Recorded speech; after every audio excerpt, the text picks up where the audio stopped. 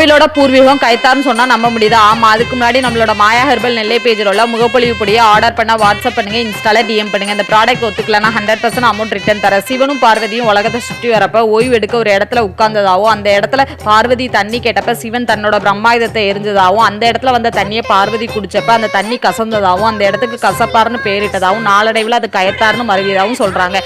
சிவனும் பார்வதி இருந்த அந்த இடம் தான் இப்ப கயத்தார்ல உள்ள அகிலாண்டம்மன் கோவிலாகவும் சொல்றாங்க. வெட்டும் பெருமாள் ராஜாங்கிறவர் தனக்கு குழந்தை இல்லாதால அந்த கோவில இருந்து கொடிமரம் எடுத்து தடியம்பட்டிங்கிற ஊருக்கு சிவனையும் பார்வதியும் 21 காவல் தெய்வங்களோட நிலையம் போட்டதாகவும் சொல்றாங்க. அங்க இருந்து இன்னும் சில ஊர்களுக்கு பார்வதியோட அவதாரமான பட்டியம்மனையும் தடியம்பட்டி சொடலையோட 21 தெய்வங்களை பிடிமண் எடுத்து கொண்டு போனதாகவும் சொல்றாங்க.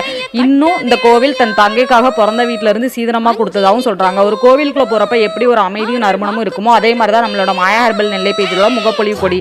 மறக்காம மாயா ஹெர்பல் நெல்லை பேஜை ஃபாலோ பண்ணிக்கோங்க. மாயா ஹெர்பல் நெல்லை யூடியூப் சேனலை மறக்காம சப்ஸ்கிரைப் பண்ணிக்கோங்க.